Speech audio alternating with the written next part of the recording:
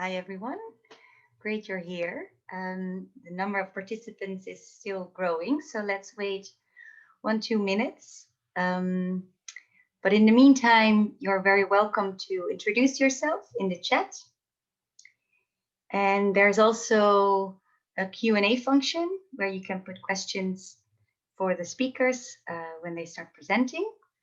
And just to say, I will repeat this, but at the end, we'll have, if possible, 15 minutes for some input. So you can also write down any of these inputs.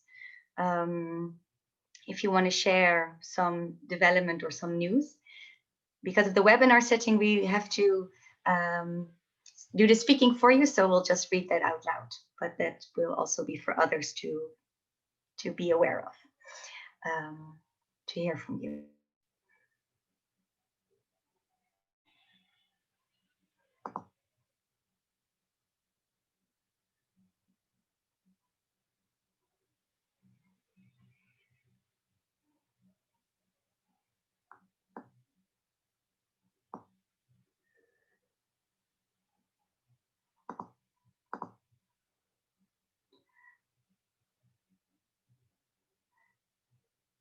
So I think we can now start while more people are joining us. So good morning, good afternoon, and good evening, and welcome to our webinar, Transforming Towards Energy Democracies on the local, regional, and national level. As I said before, you can introduce yourself in the chat and put your questions in the Q&A. And let me first briefly give the floor to Susie so she can introduce herself, and then I will follow up. Hey everybody, I'm Susie. I also put that in the chat. I thought I started the chat already, so other people are welcome to introduce themselves in the chat. As Lavinia said, I'm from Friends of the Earth Europe, based in Brussels in Belgium. So for me, it's the morning. I'm very excited to have the webinar and guide you with Lavinia through the webinar today, and very excited to have great speakers here today. So welcome everybody. Great. And I'm Lavinia, and I work at TNI, the Transnational Institute. And we are an international research and advocacy institute committed to building a just, democratic, and sustainable world. And at TNI, I have been working on public alternatives like remunicipalization of public services, but also transforming finance for the 99%. And I coordinate the Energy Democracy Alliance that together with FoEE Europe organized these webinars. So we'll now start the recording of the webinar. And I would like to thank everyone who found the time to attend this space that we are co-hosting today together with Transformative Cities. And also just to say a little bit, as the pandemic is still going on, this health and care crisis is impacting poor and precarious communities and all workers who take care of society and its people the hardest, particularly those in the global south. And to stop this from happening and overcome the many crises, interlinking above all the care, climate, and capitalist crisis, we need to turn against austerity and privatization and practice solidarity by reclaiming and directly investing in public services. Also putting social security in place for all, and getting organized to drive democratic alternatives that can transform society. So that's why we'll talk about transformations towards energy democracies today. I'm very pleased that we will learn now from energy activists from WALI, Friends of the Earth Indonesia, Earthworker Cooperative in Australia, and the work by the Alternative Information and Development Center, AIDC, in South Africa. As our practitioners have been building energy democracy on the ground, we're grateful to hear about their key strategies, action, and results, and how they organize within their communities and engage the wider population. So first we'll hear from Yuyun Harmono of WALI, then from Colin Long of Earthworker Cooperative, and last but certainly not least from Kia Saipato of AIDC. After each intervention, there will be a few minutes for clarifying questions, and you can put those in the chat. And then after the 3 interventions, there will be time for a discussion between the speakers and with your inputs from the floor. And just to conclude this introduction with a few words about the Energy Democracy Alliance. This consists of a mailing list. I'm sure some of you are on this, and it currently has over 370, or actually 390 people by now. So including practitioners, trade unionists, campaigners, researchers from all over the world. And if you're not yet part of this list, but would like to stay up to date, you can send a message to the email address in the chat. Subscribe at energy-democracy.net, and you can also visit the website. So then, as part of this alliance, TNI and FoEE Europe organize these occasional webinars about specific topics that hopefully help us to advance the struggles for public and community-owned systems, as well as a just transition everywhere.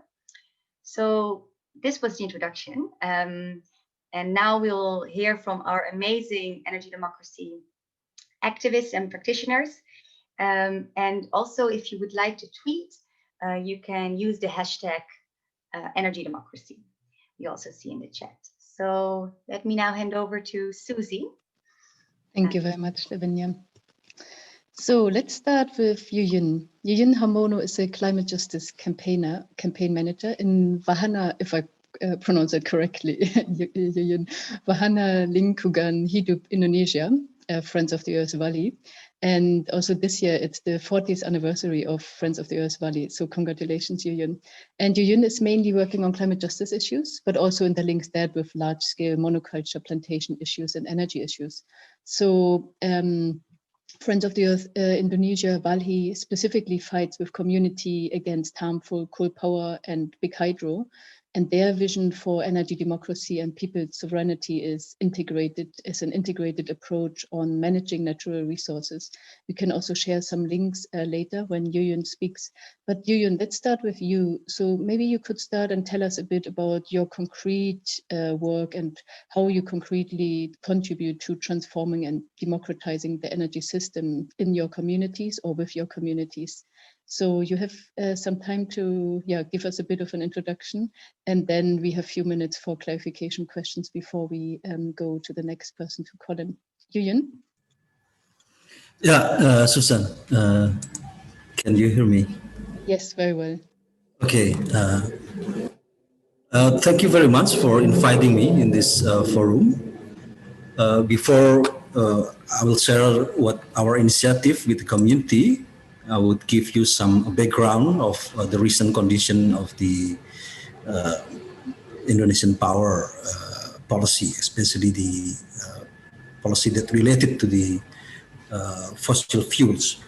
Well, for us in Indonesia, we still part of the, we are not part of the advance, but we are part of the south. We have 3 dilemma here. One is about the full electrification. So not all of the people or the community, they have an access to electricity. The second one would be our power generation is still depend a lot on the fossil fuel, whether it's oil or coal, especially coal. The coal in power sector is more than 60% in Indonesia. And the governments choose to use coal as a primary source of energy and also in the power generation because the governments consider coal is a cheap alternative. Yeah, the price of coal is really cheap according to them, but of course without calculating the negative externalities. For example, the air pollution as well as water pollution. And in some time when we look their activities, especially the coal mining, then it's basically grabbing the land of the communities as well as deforestation. So the government said it's a cheap alternative for Indonesia, but it's not true because the cost of negative externalities is really high. The second one is that the power generation in Indonesia is really centralized. We only have one state-owned power companies, yeah, and they will buy some electricity generated from the independent power producer, which is a private sector. But our law in Indonesia are mandated that this electricity belong to the governments. Yeah, so only state-owned companies who have the duty to provide the electricity to the people, whether they're gonna buy it from the independent power producer. That's another story.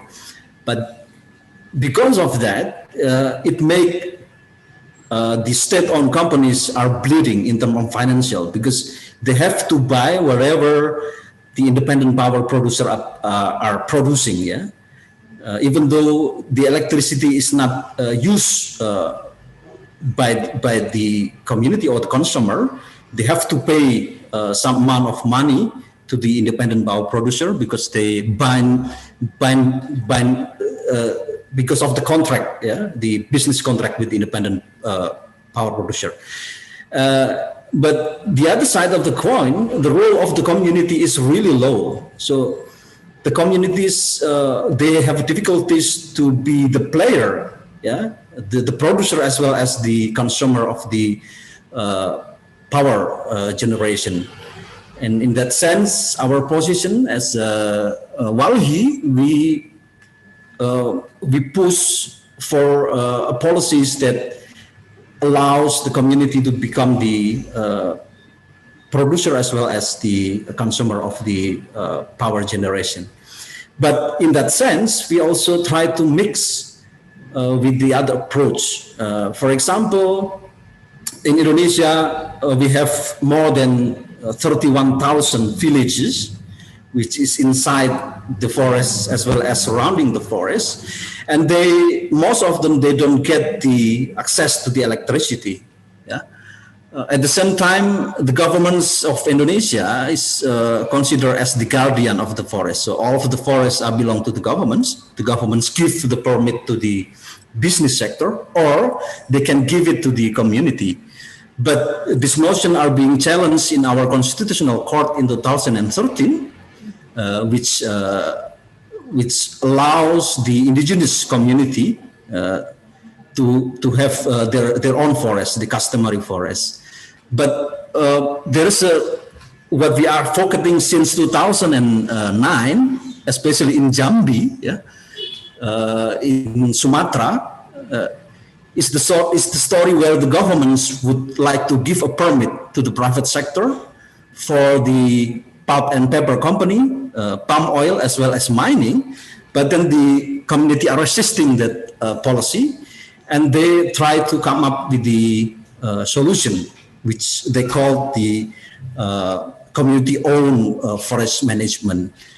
And in that sense, they also integrate the electricity, yeah, in that notion as well. So they can manage an area, forest area, for their daily livelihoods, as well as they can manage the water flows, yeah, from the forest, and then they can tap that water flows for electricity and using a small hydro as a mean for providing the electricity for the communities. Small hydro is not really high tech, yeah. So people can manage that, yeah.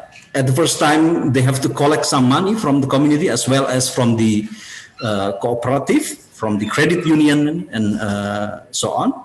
And then they build their own micro hydro.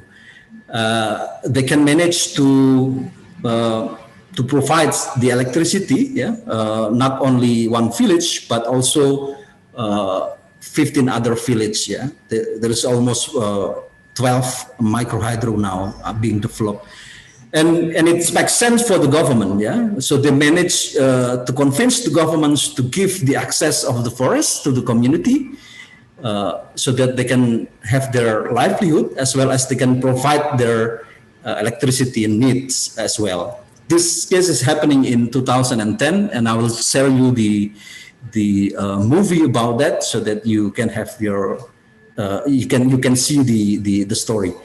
The next story would be in Kalimantan Barat, in West Kalimantan. So this is after the Constitutional Court's decision in 2013. Yeah.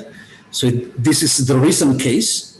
It's in the Sintang district in Kalimantan Barat, where the community are fighting for their rights for their customary forests.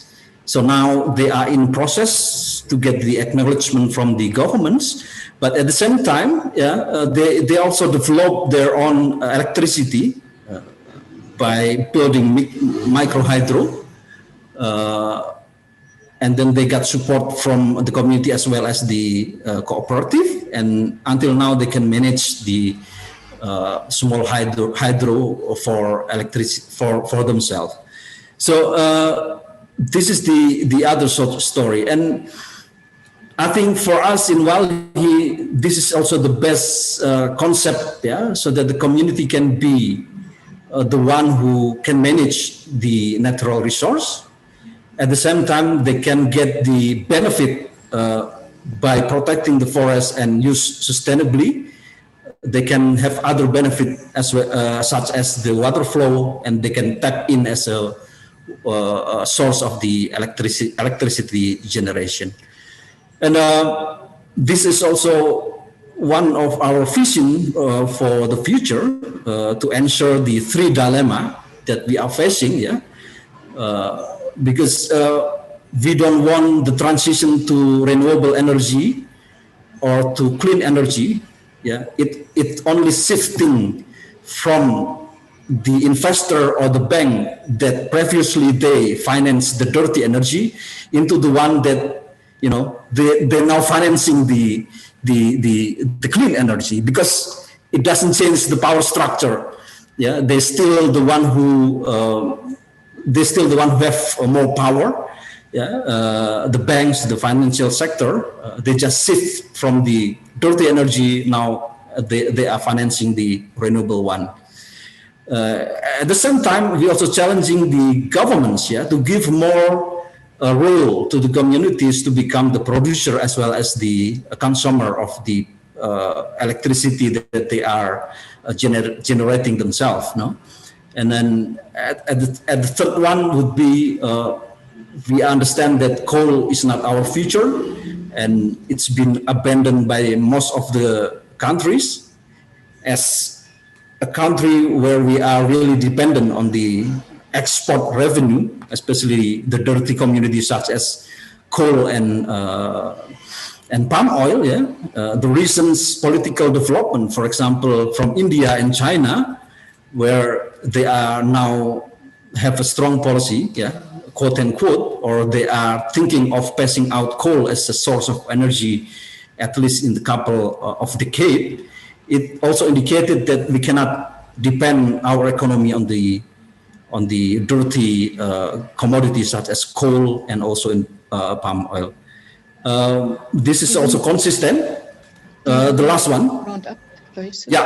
This is also consistent with the Elinor Ostrom 8 rule for managing the commons, that the communities themselves are able to manage the commons, and energy is one of the commons that it should be managed by the community.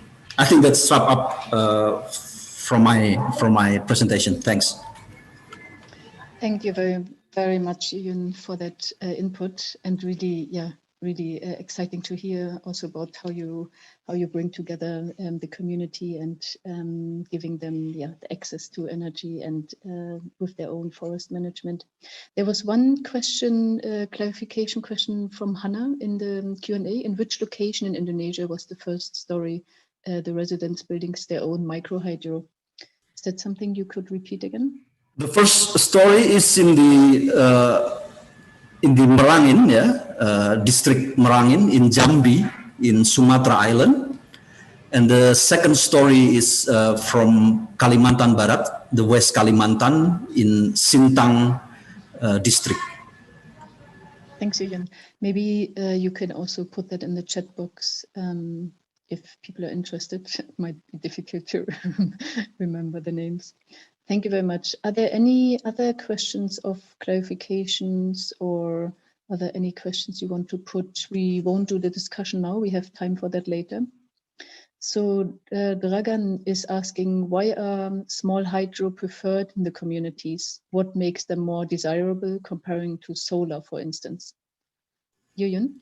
Yeah, for the communities who live in the forest and surrounding the forest, it's a bit difficult to build solar.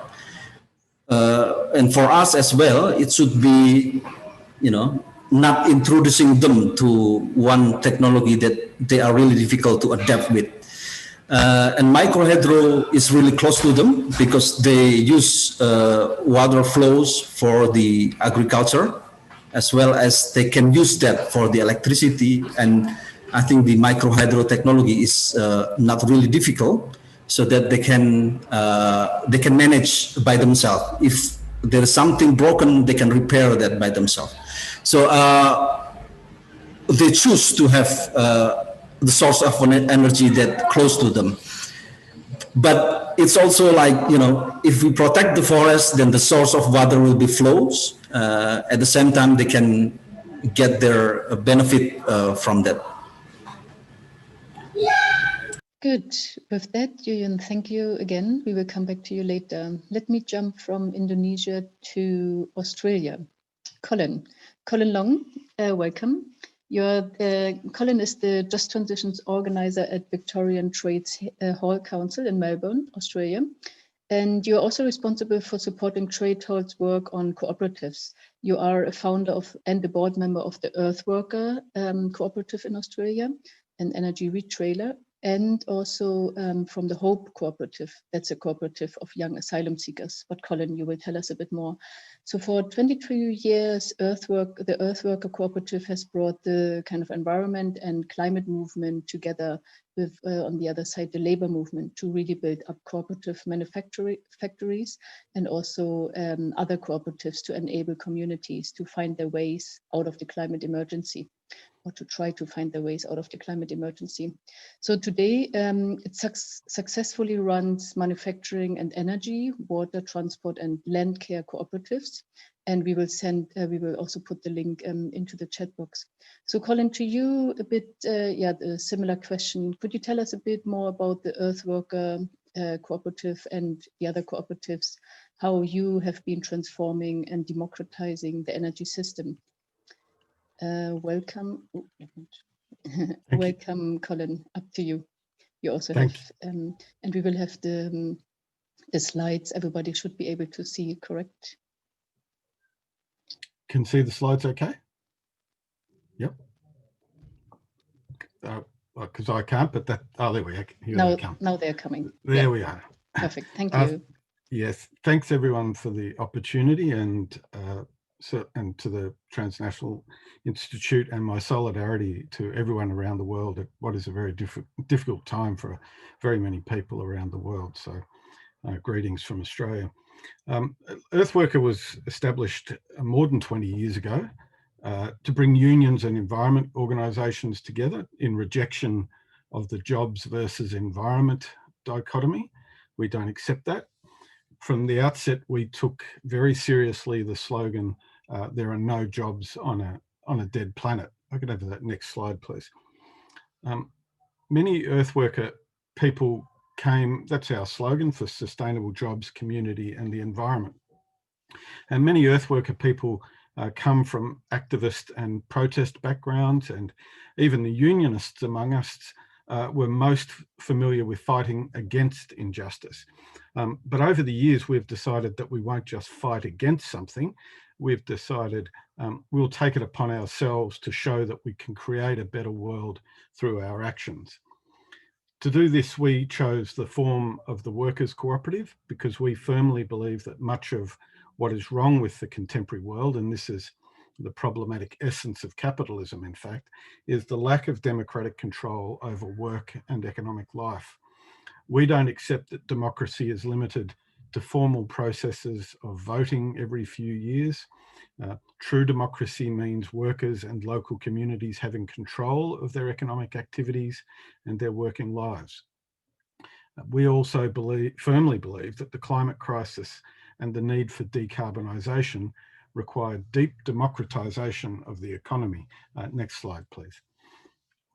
You probably can't see this too well, but it's an indication of how many companies, a very small number of companies, actually responsible for a huge proportion of the world's CO2 emissions.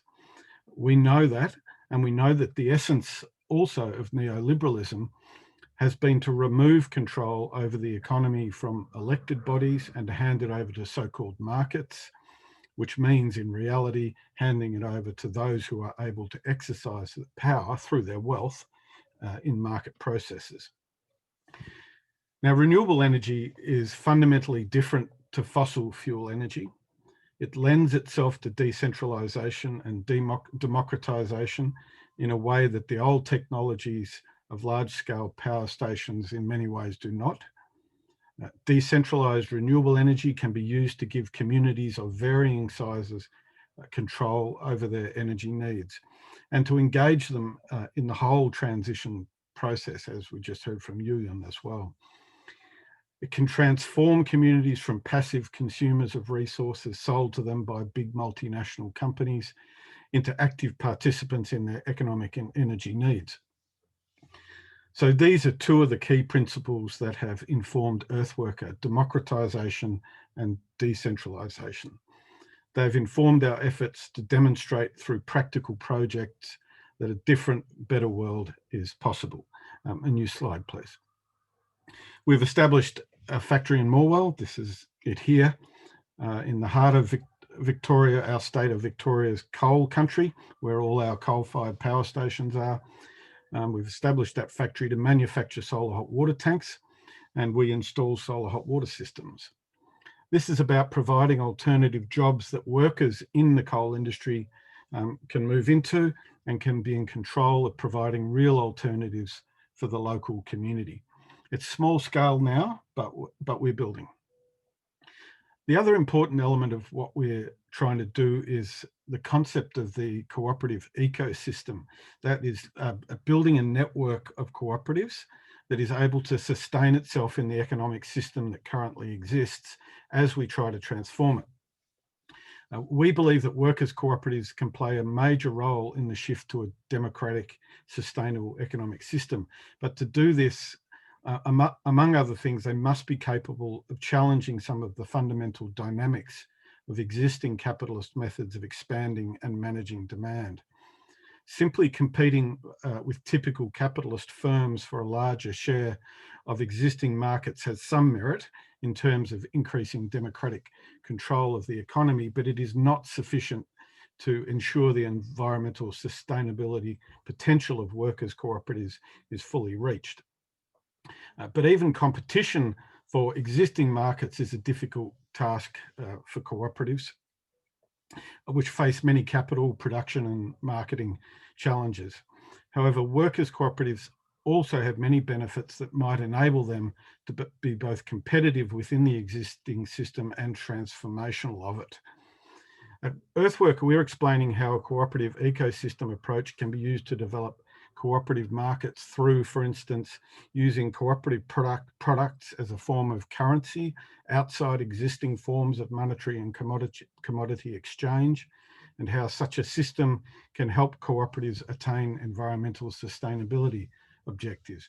For instance, we are working with unions to develop clauses in collective agreements that would allow workers to get solar hot water systems as part of their remuneration, part of their wage, and this would allow the creation of a dedicated market for Earthworker hot water systems, while also providing greater long-term benefits than simple cash wages for workers, and of course having broader environmental benefits. Next slide, please. We're similarly interested in how cooperatively owned renewable energy generation could be used as a form of currency within a cooperative ecosystem. Cooperative members would be entitled to a certain amount of electricity generation from the cooperative's ownership of generation assets. If they use less than they are entitled to, they can either share it with others, sell it back to the grid, or potentially use it to acquire other services from other cooperatives. And this is a company that we've been working with called Genius Energy, which is working on such a system at a large scale at the moment. These ideas are all at early stages, but they're the kinds of ideas we should be thinking and working on. Next slide, please. These are just some of the cooperatives that we have in our ecosystem. REDGUM, a cleaning cooperative. CoPower is Cooperative Power is an energy retailer. We sell electricity into the national electricity market, and Hope Co-op is an asylum seeker co-op. At the moment, has a big contract to make masks to deal with COVID, the COVID emergency. We're also working on the creation of an energy services cooperative to bring together all of our services, the retailer, solar hot water systems, energy efficiency upgrades, and our connections with a battery company and solar farms to offer energy as a service, bring it all together to give people control over their energy and to maximize community control over power generation. We're also in the early stages of working on a affordable housing cooperative. So if we can get that off the ground, we can start to integrate renewable energy generation and energy efficiency into housing, affordable housing cooperation. So just the final slide, please. These are really the key elements of what Earthworker is driven by: democratization, decentralization, decarbonisation, focused on practical action with an ecosystem approach, bringing a whole lot of cooperatives together, and fundamentally driven by justice for workers and communities. Thanks very much.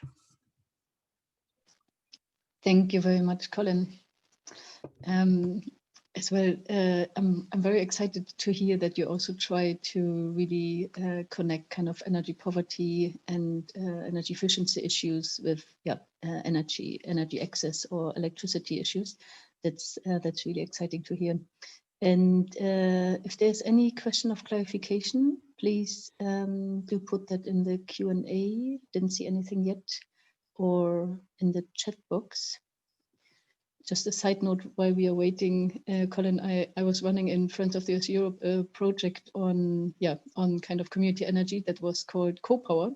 So it's funny to see that one of your cooperatives is called CoPower. Actually called Cooperative Power, but that's our sort of short version. Okay. The cooperative, yeah. If there's no question of clarification, wait. I think one is popping up. There's Ruth. Get an entitlement to a certain amount of electricity as part of what? Ruth said she couldn't get that fully. Is that something that you understood? Yeah. Could you? Yep. Yep. I know we're working on the idea of with an organisation that a large solar farm site where so instead of putting solar panels on the roof of your own house, maybe you can't put them there, maybe you're a renter or in an apartment building or something, then you can buy that generation capacity on a solar farm, and then you can use it yourself or give it to your children if they live somewhere else, or friends, or trade it back into the electricity market and make money for the cooperative or yourself individually. So you still have to, the cooperative or the individual would still have to purchase that generation capacity, but it's in a large scale solar farm rather than on your own roof. Thanks for that. Any other questions of clarification? Comments? No. Then I would say, Colin, we will come back to you again later. Let's move to Kea. So we are going now to South Africa. Welcome, Kea. Kea Sapato is a social justice activist and feminist. Kea is the program manager of the Alternatives to Extractivism and Climate Change program at the IDC, that's the Alternative Information Development Center. And she's also the coordinator of the Southern African section of the global campaign to reclaim people's sovereignty, dismantle corporate power, and stop impunity. So the AIDC has been working with the trade unions and also TNI on a research proposal to transform Eskom. That's exactly what we will talk today about. This proposal is about transforming South Africa's electricity utility Eskom into a new Eskom, so-called new Eskom. So that should be fully public and people serving by securing a democratic and just energy transition and fulfilling the promise of socially owned renewable energy. So we are very excited to have you here today, Kea, and hopefully you can tell us a bit more. So a bit similar to the others, the question to you at this moment, tell us how the work and the proposal I was talking about to transform Eskom could be really seen as a democratized South Africa's energy system proposal, and also how a transformed Eskom is actually really key to delivering gender justice, and that, as we know, that's also quite a big issue in African countries. So we are delighted to hear from you today from South Africa. Kea, over to you. Thank you so much for that lengthy introduction. And thank you so much to the comrades who are in the webinar.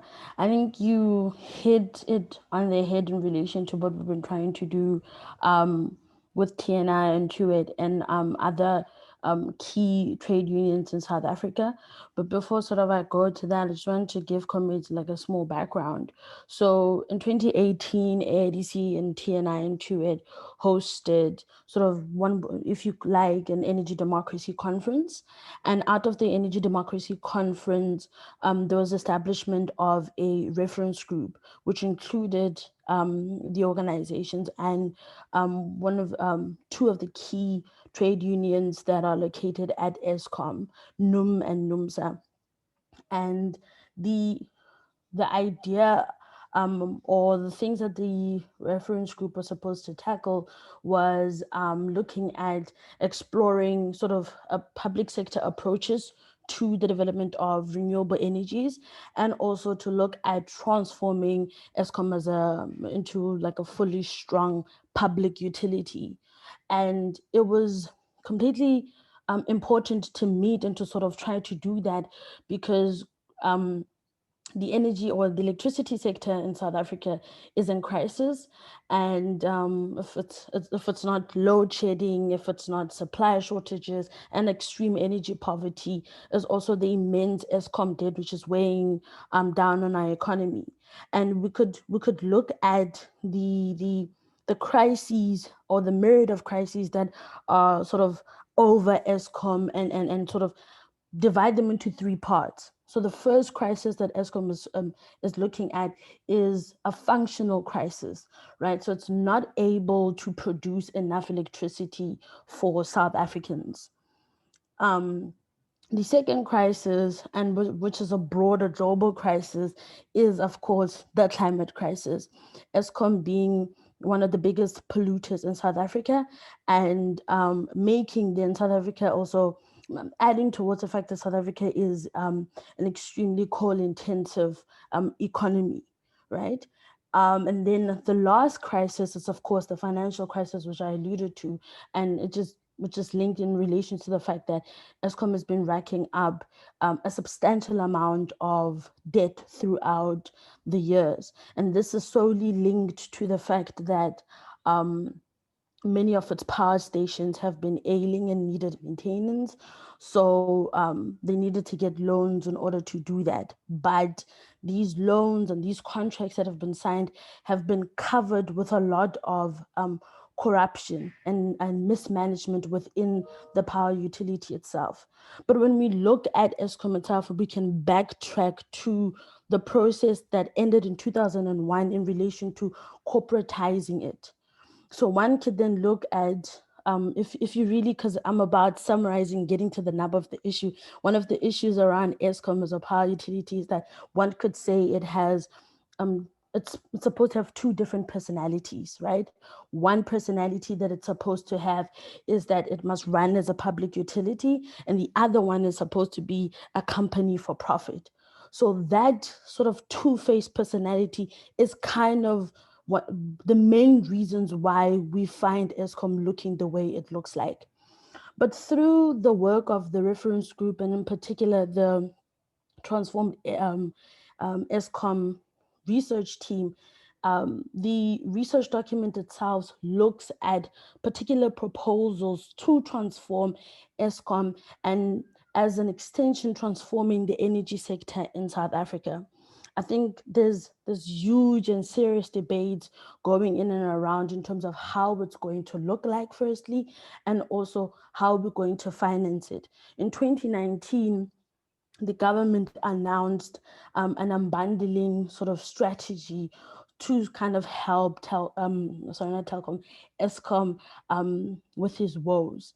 But the unbundling strategy, when you scratch the surface, just solely then reduces itself to some form of marketization or privatization. So the market would then take care of energy and electricity supply in the country. The unbundling would mean that ESCOM would be then broken up into 3 different companies, if you like. So it would be one focusing on transmission, one focusing on generation, and one focusing on distribution. The research document itself and the team sort of really delve in deep and unpack the challenges of not only unbundling, but the challenges in general in relation to a corporatized energy sector.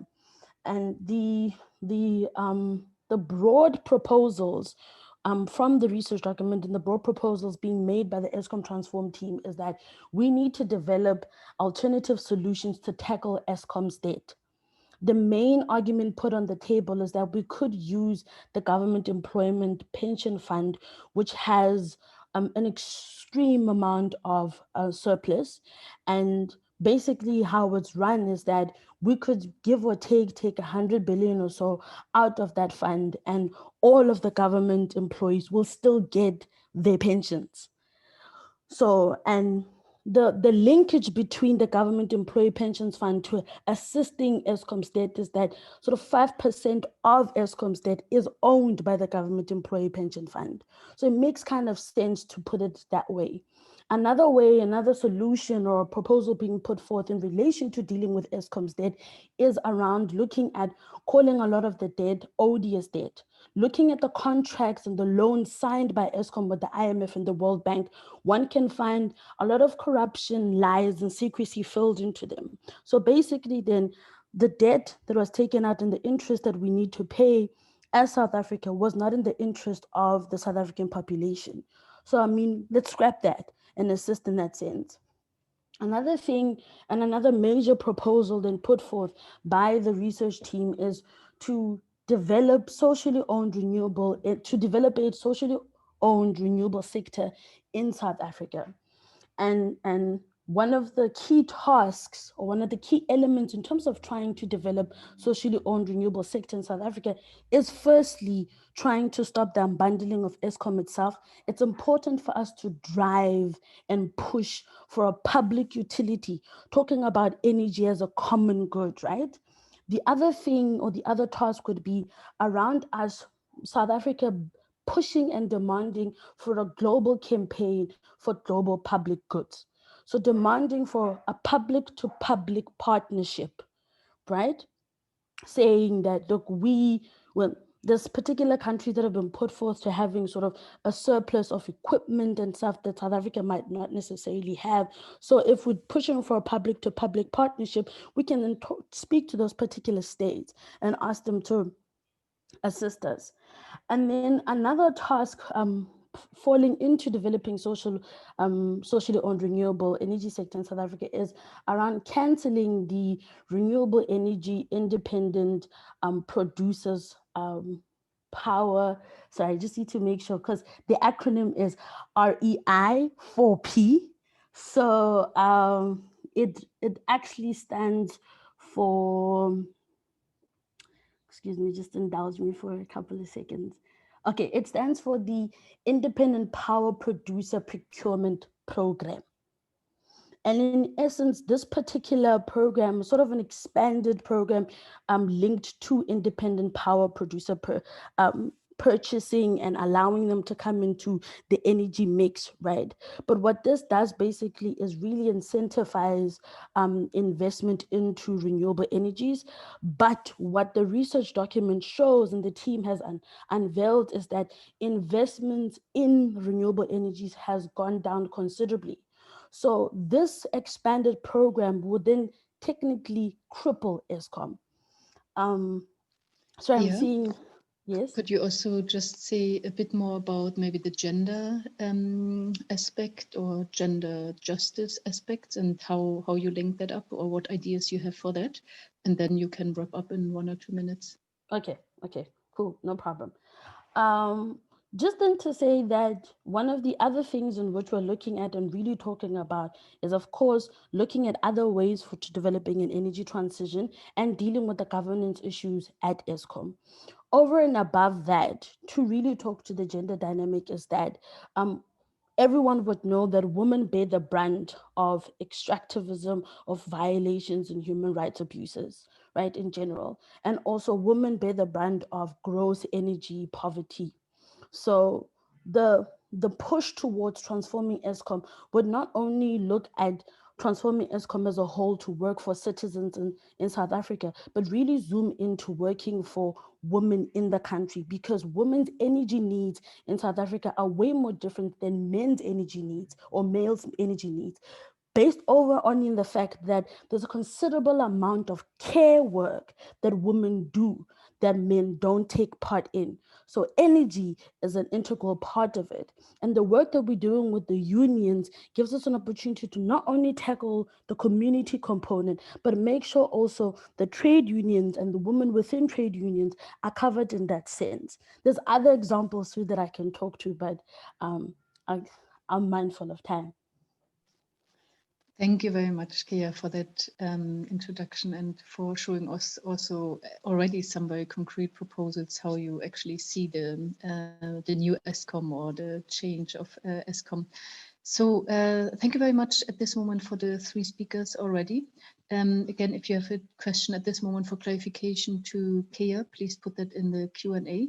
And we heard there's nothing in yet, right? No.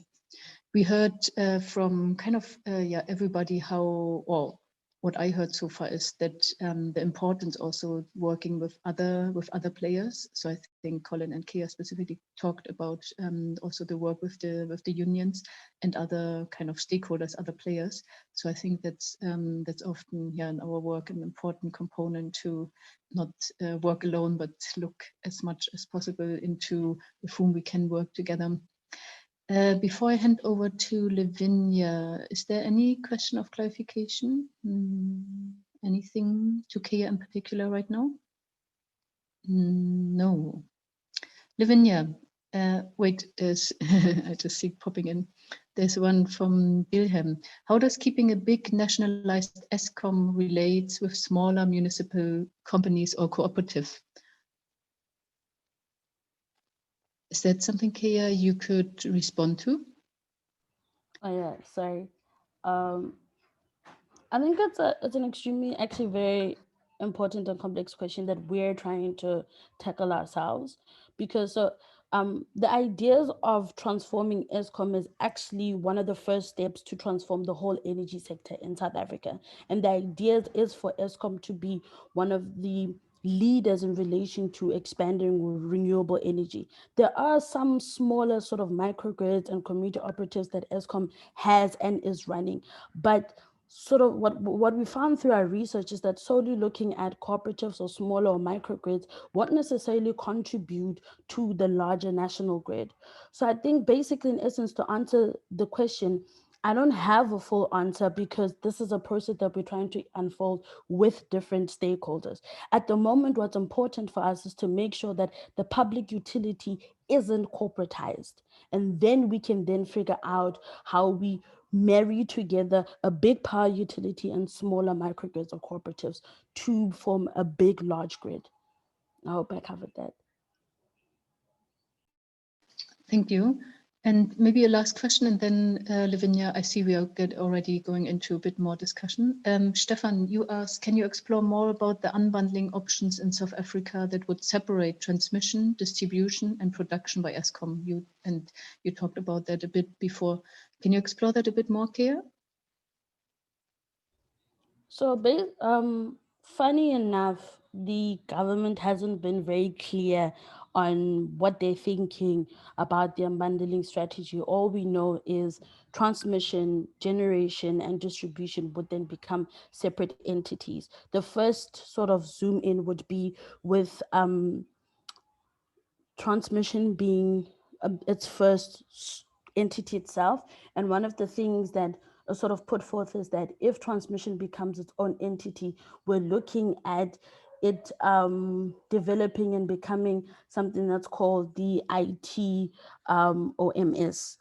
And basically what would happen is that it would then purchase power from independent power producers and also Eskom. One of our biggest challenges is that Eskom, with its debt, won't be able to compete with independent power producers. So this would then mean that the transmission unit would then buy the cheapest energy, which would be from the independent power producers. And the cheapest energy would then, if we trickle everything down, would end up being subsidized or covered by the consumer. We'll then be paying for the defaults and the failures of Eskom through that process of transmission becoming its own entity. Generation would mean then the whole, all of Eskom's power plants would then generate electricity themselves and also then sell it into this big market. The distribution would then mean, of course, that the distribution element would then mean that the energy then bought by the transmission center would then be distributed by that particular entity itself. What would mean that these three entities would be driven to make a profit. They won't be driven to producing energy for the citizens. It would be about how much would it cost? Is it cheaper for us to do that? Can we purchase this? Does this make sense? So already we're looking at less or more than half of the population that hasn't sort of enjoyed electrification. So if we move towards corporatizing and unbundling Eskom, electrification will not take place at all because it is not profitable. Thank you very much, Kea. So I will hand over to Lavinia now, and also be aware you can use also the chat. We at this, our energy democracy webinar this time, we didn't have yet the option to communicate directly with each other. We have it as a webinar. So, but do use the chat as well. Lavinia. Great, thanks everyone, all the speakers for your interesting inputs. And we'll just ask a few more in-depth questions for you to share more of the work you have been doing. And in the meantime, we'll see if anything comes up from the participant side. But the first we would like to hear about is if you can say a bit more about how you're driving continuous engagement with people part of your initiative and the wider community, and then especially how you're driving this engagement with those groups that are more oppressed for members of society. So how that is the case in Union experience with the villages you're working with. Could you say a bit more about that?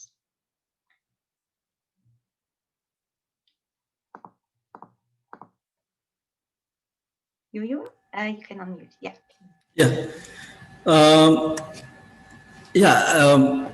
I think we have to look what the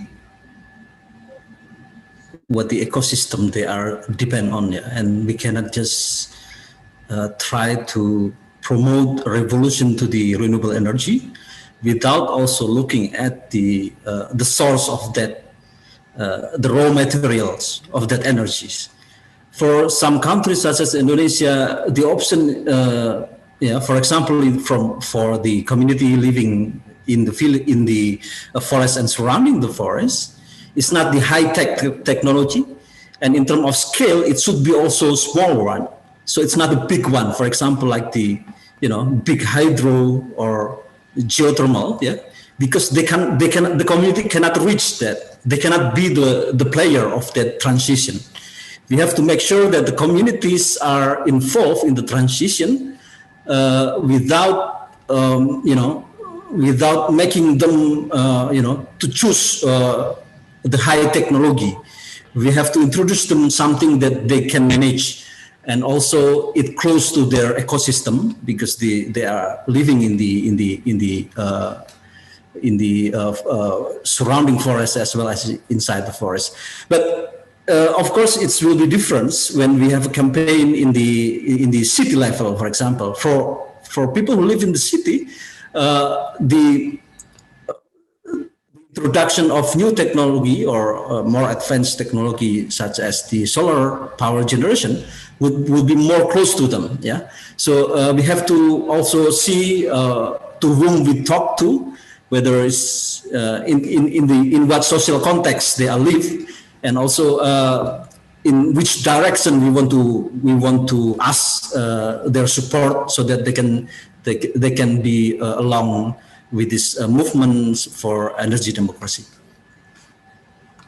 Great. Maybe just as a small follow-up question in relation to this, could you say a bit more about how the communities are organized, so that this initiative of microhydro and self-management of forest is involving those that are more marginalized in these villages and communities? That would be very interesting to hear. Yeah, I think they, first of all, the communities, they have their own rules, their customary rules. Yeah, this is the basis of their communality, and they have also punishment and also incentive for someone who's breaking that rule. It's something that in line with the Elinor Ostrom 8th rule of the commons. Yeah, the communities are usually, usually sees that they cannot manage the commons. We always propose the private sector or the state. Yeah, but in actual life, actually, they have their own rule, and they can manage that rule according to the situation and also the time. Yeah, I mean, not only in their geographical situation, but also in the timeline, because they still heritage that rules, customary rules, to their descendant as well. Great, thank you. That was insightful. Maybe just to also pose this question to the other speakers. Colin, would you like to go next in how Earthworker cooperatives are organized to get members and mobilize or even organize more deeply the rest of the community, in particular those most marginalized? Sure. Well, all of our cooperatives are worker cooperatives, so those who do the work or those who run them have a vote and they control the organisations. Cooperative Power, our electricity retailer, is a little bit different.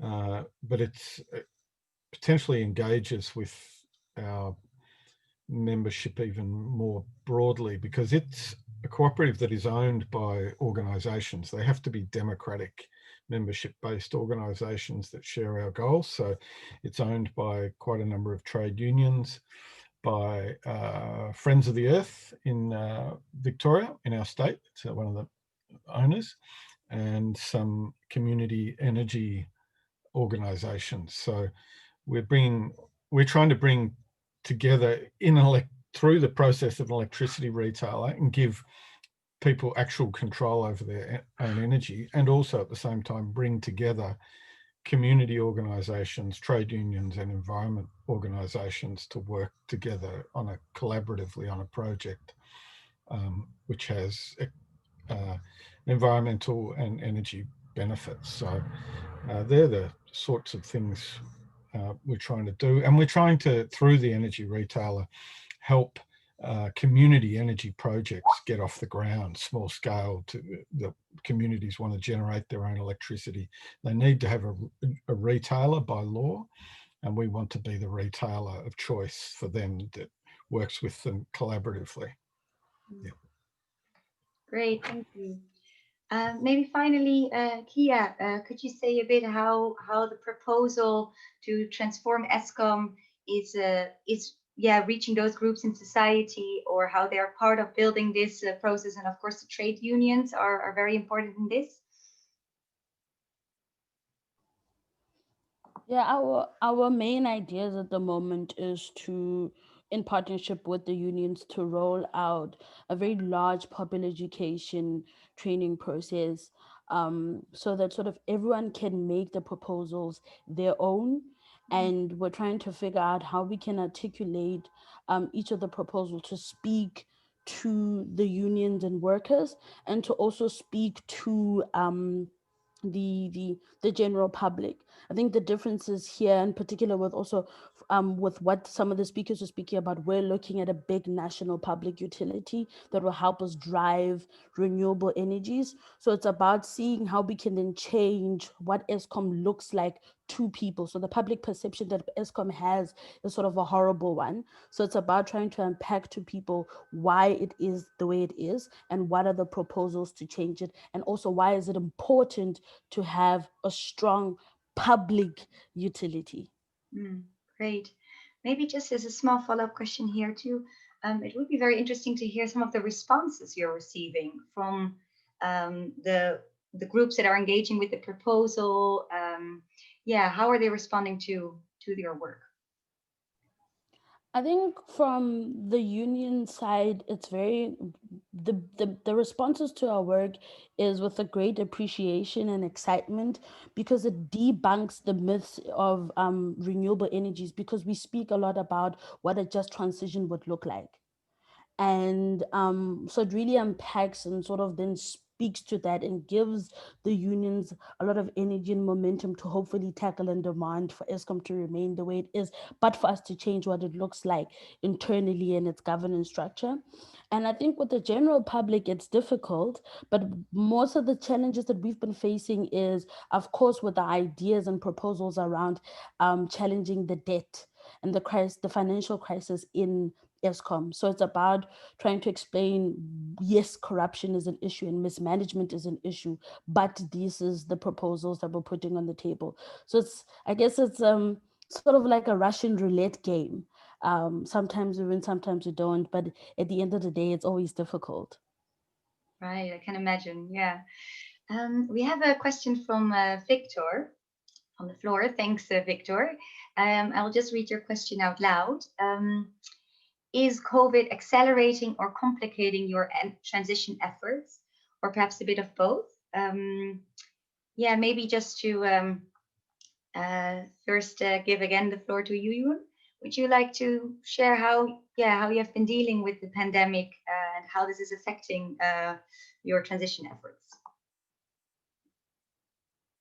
Yeah, thanks for the question. I think the COVID and pandemic situation would make it worse. Yeah, it's complicating the transition, especially the governments during this pandemic situation. They just enact the law that give more,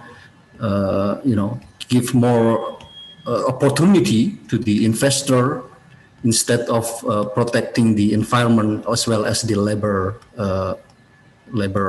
situation. Yeah.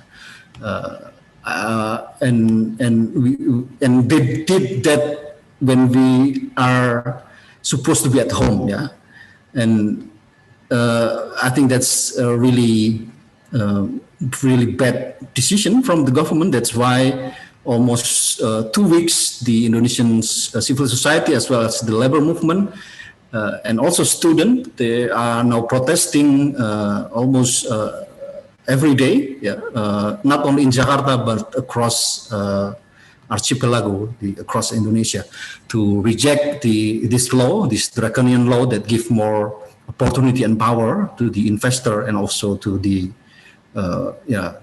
big companies. Wow, that's tense development, but good people are rising up. Colin, could you also say a bit how you have been experiencing the pandemic in your work?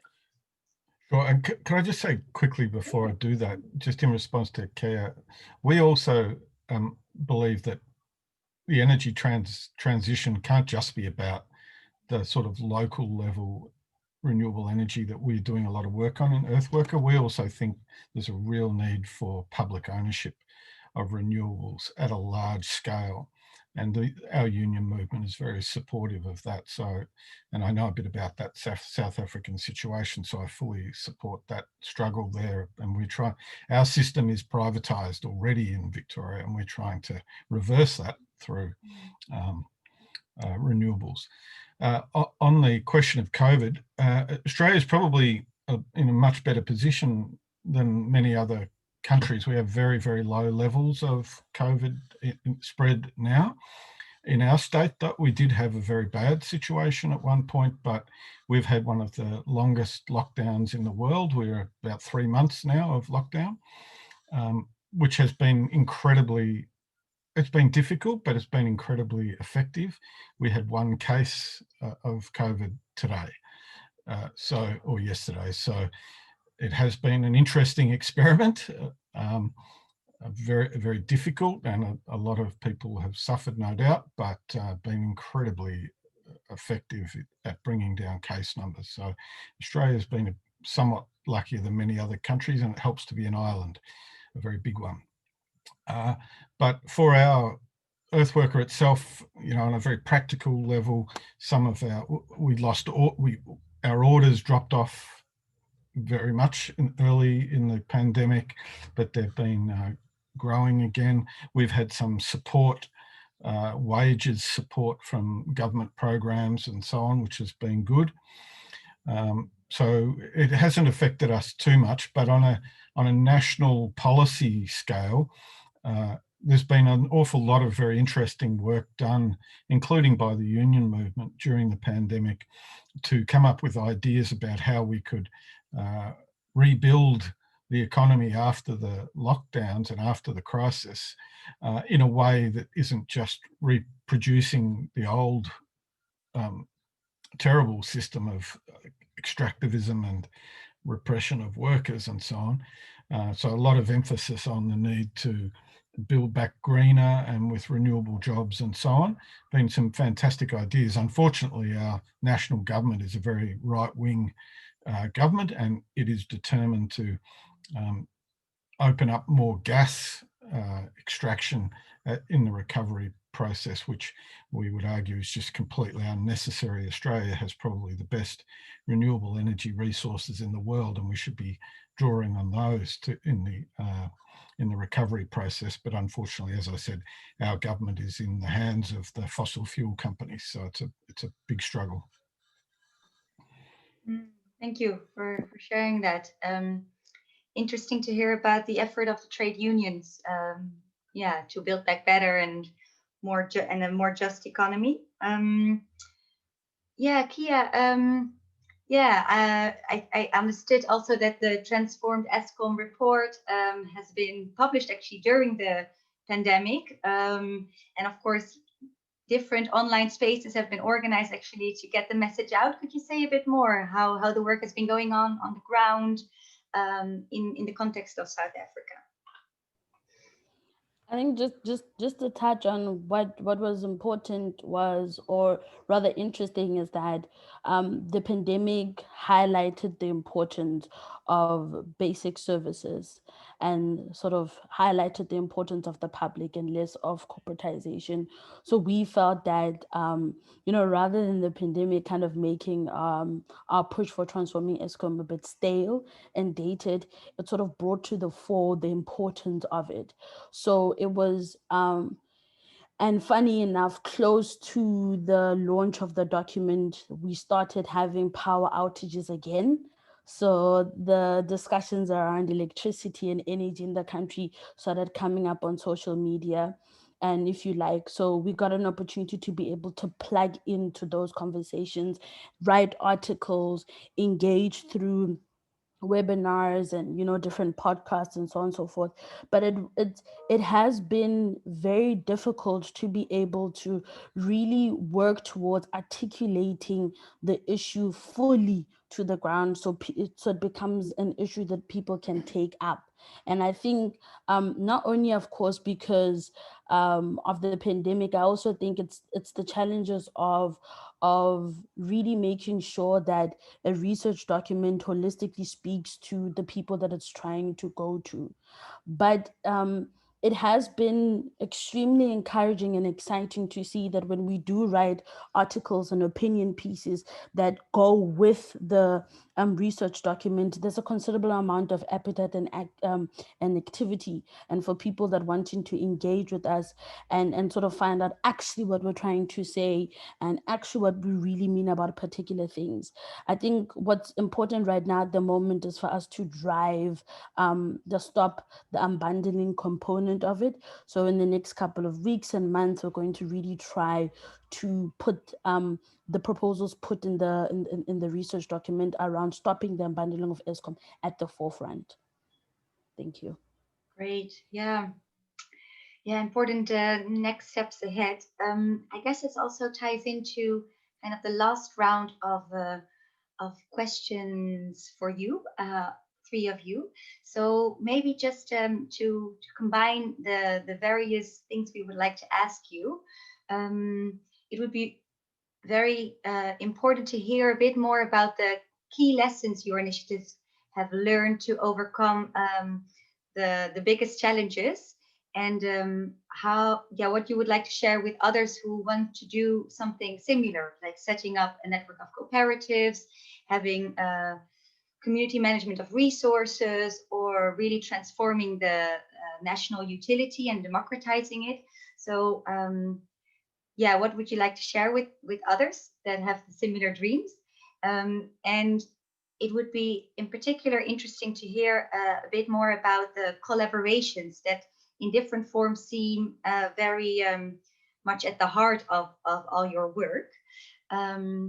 And if you want, like you already shared a bit on this, Kia, any next steps? So the global campaign for public goods, or along other lines, if you want to share anything on that. Then you all have about 2 minutes, 2.5, if that's okay.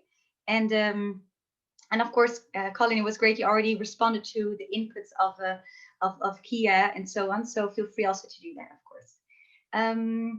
Yuyun, would you like to give your last input? Yeah, thanks.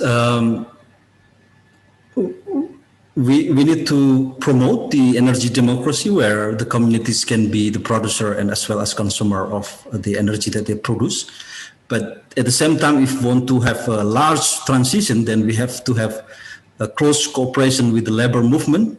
In the case of Indonesia, especially with the state-owned electricity companies, labor unions there, so that they are not depend anymore on the fossil fuels, especially coal, and the transition can make sure that everyone can have an access to energy and everyone can be the consumer as well as the producer of the energy. I think that's will close my intervention. Thanks. Thank you so much. And feel free to add anything else in the chat, Yuyun. Colin, would you like to go next? So I think probably the most important lesson is, we think that government action to deal with climate change is vitally necessary. Public ownership of renewables is really important at large scale. But at the same time, when you're faced with, as we are, a government that at a national level is not taking real action on climate change and is trying to obstruct it, there is plenty that people can do in their communities, in alliances between environment groups, unions, community organisations, and there is a huge amount going on in Australia, even though we probably have a very, very bad reputation internationally. We actually have the highest uptake of solar panels in the world now per capita. About 20% of the population now has solar panels on their roofs. So it is possible for people to do things, even if governments won't, and drag governments along to actually take action. So, and the cooperative is a great model for doing stuff now, but also a form of prefigurative work to demonstrate the sort of economic organisation that can survive today in the current system, but is also would be the basis of a post-capitalist world as well. So just get out there and do it, even if your government doesn't want to. Great. Yeah, some nice inspiring words. Kia, yeah, it would be great to hear your last thoughts on these questions. Yeah, I think there's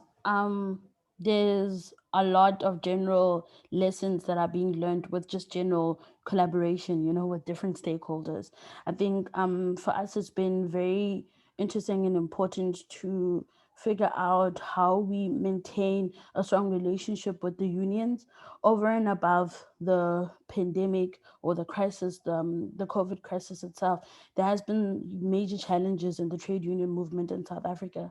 So it's about making sure that we keep these issues onto the table. And one of our biggest stumbling blocks is also political will and sort of the neoliberal drive to corporatize anything and everything that looks like it could make money. So I think those are kind of our challenges, but at the same time, things that we're wanting to work on.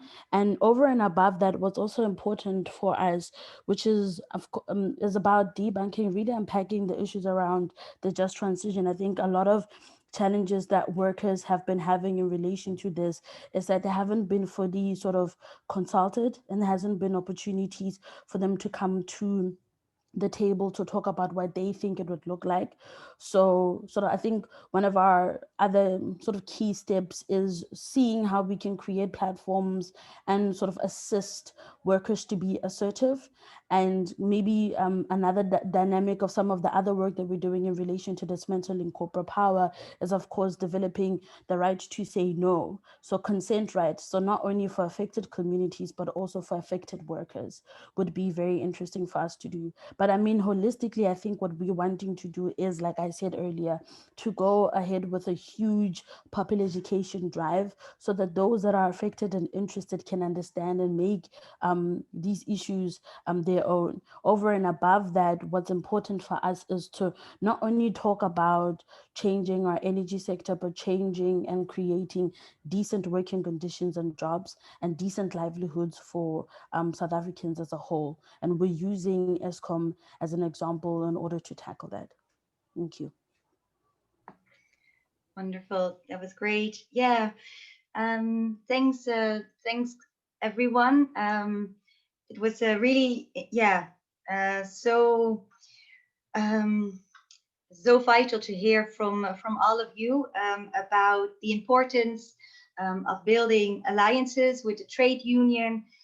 Really, the combination that is needed of a democratic public utility, but also really on the ground organizing, community-led initiatives that self-own, self-organize, and also, yeah, this kind of bigger vision and practice of building cooperatives locally and regionally on the ground. I think this is a multifaceted landscape that has various strategies that can go and should go together.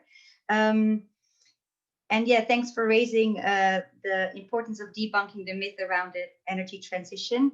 I think this is also really ongoing work, and the key of decent work, where there was class and work elements in all your interventions. So I think that it's very relevant. Let me now give the floor also to Sol, as this webinar is co-hosted with the Transformative Cities Coalition, and they're going through a very important phase in their campaign. So Sol, over to you. Thank you, Lavinia, and hello everyone from Amsterdam. I'm Sol Trumbo. I also work for TNI with Lavinia, and I coordinate the Transformative Cities initiative. Thanks to all the other interventions, has been super inspiring to hear more into detail many of the initiatives from around the world that are transforming the world for the better. And it's a bit late already in the webinar, so I will try to not make it a lot of extra info for you. But indeed, Lavinia and us in Transformative Cities initiative, we thought that would be something interesting for those participating in this webinar. So I'm going to explain briefly in 5 minutes what is this Transformative Cities initiative about and what is happening now in the process and how you can participate. So this initiative is organized by TNI, Friends of the Earth International, the Global Platform for the Right to the City, the Habitat International Coalition, the European Network of Citizens-led Initiatives for Sustainability, and Intercontinental Network of Social Solidarity Economy. So this initiative really started from a question from our side, which is how do we navigate all the alternatives that are happening around the world that are really building a post-capitalist world. We accepting that capitalism has reached its limits as the climate crisis shows. So how do we navigate all these interesting, inspiring initiatives that sometimes they call the commons or social solidarity economy or a just transition, remunicipalization, cooperatives. So we know this neoliberal dogma, TINA, there is no alternative, is not true. It's actually the opposite. There are so many alternatives that sometimes it's hard to navigate. So we decided to look at what is happening at cities. As you know, more than half of the people globally live in cities now. And even despite the fact that cities only occupy 3% of the surface, they produce 80% of GDP. However, they use for that between 60 and 80% of the global resources, and they emit 70% of CO2. So they are extremely important spaces for the current global economic system, not least because they are key hubs for financial and trade flows. And we can also point out they are not only important for the functioning of the system, but also resisting the system, as we have seen in many places like Seattle in '99, or many other movements like Occupy Wall Street or the Indignados, the Arab Spring, who really had cities as an important place of struggle, or new municipalist platforms like Ada Colau in Barcelona, or how cities became hubs for youth movements for the climate. So with this interest of cities, we decided to focus on practices happening at cities that have a transformative character, and we are trying to understand what this transformation character means. So to do that, we decided to organize an award that allow us to, through the process of the award, configure an atlas of utopias, but not understanding utopias as a space that doesn't exist, but actually as many spaces that are actually existing nowadays. And what is a utopia in a place, it might be happening in another place in the planet. So there is this possibility to exchange and learning. So in 1 minute, I will tell you what is the process of Transformative Cities, which is we launch an open call for local practices in 4 categories: energy, water, housing, and food. We collect these stories and then we evaluate them via a peer review process with experts and practitioners from all over the world. And then we arrive to 3 finalists per category. So we have 12 stories where we tell you, you really have to look at those. In these moments of massive media information, at least take a look at these 12 stories, and then you have the vote to decide who do you think deserves more global attention. So right now, since last week, we are in the voting process. After all 2020, with all the difficulties of COVID, we collected initiatives, we evaluated them, and now you can vote which one you find more interesting. And for many people here, maybe they want to look first at the energy category ones. Actually, all finalists this year come from the Energy Democracy Alliance, and this is again a great synergy between our work. We're extremely happy with that. Also, our friends from the Earthworker Cooperative participated last year, and we hope many others will participate next year. But by now, we please call you to just vote. It's very easy. through the website. And it's also all in Spanish and French, if you prefer, and hopefully we will get to other non-colonial languages in future editions. So that's basically it. We really hope you can participate. Check the website. We use Transformative Cities as hashtag. And yeah, thanks again for organizing this. This is a great example of how we, even though we talk about an award, we really see this as a process of competition. So we are about solidarity and cooperation, but we introduce this element of competition in the award to create more visibility. But actually, our goal is to support exchanges like this that really allow transformation for the better to happen. Thank you. Great, super. Thanks so much, Sol. And yeah, you can find the links to vote and to look all this information up in the chat. And maybe just to also briefly share what has been shared in the chat. Matzer has shared a link on the work that Hivels has been doing in relation to energy democracy. And there are some important links from our speakers as well. And then related to COVID-19, I can't see the name of this person, but in relation to COVID-19 and the energy transition, there is a recently launched SHINE campaign grant that may be of interest for people who want this for funding their initiative. And Susie, I also see some update from you. Would you like to share this?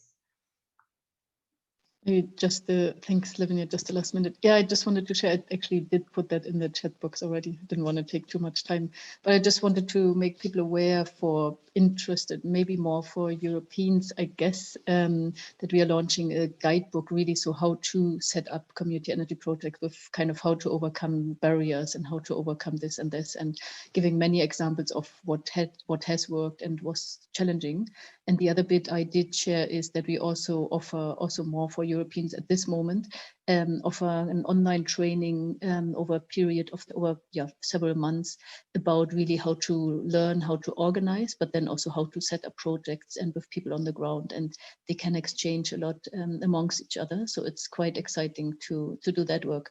If you want to know more, always welcome to contact me. Thanks, Lavinia. Thanks, Susie. Maybe then just to conclude, we have only 2 minutes left.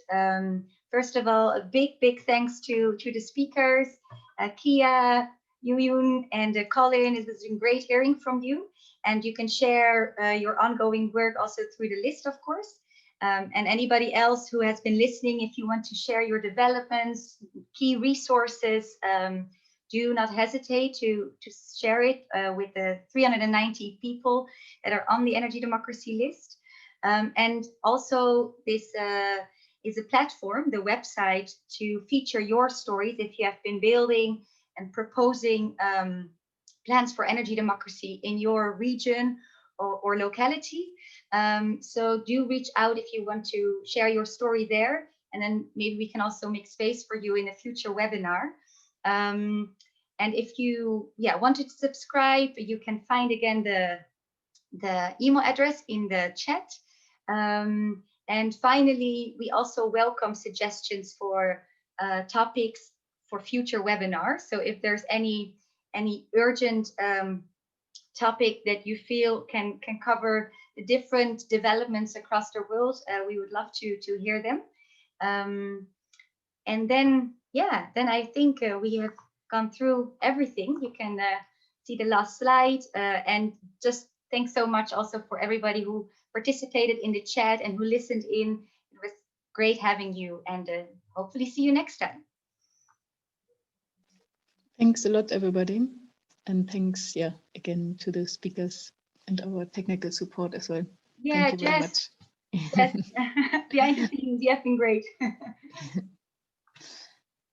Bye, everybody, and talk over the list and other ways. Bye-bye. Bye.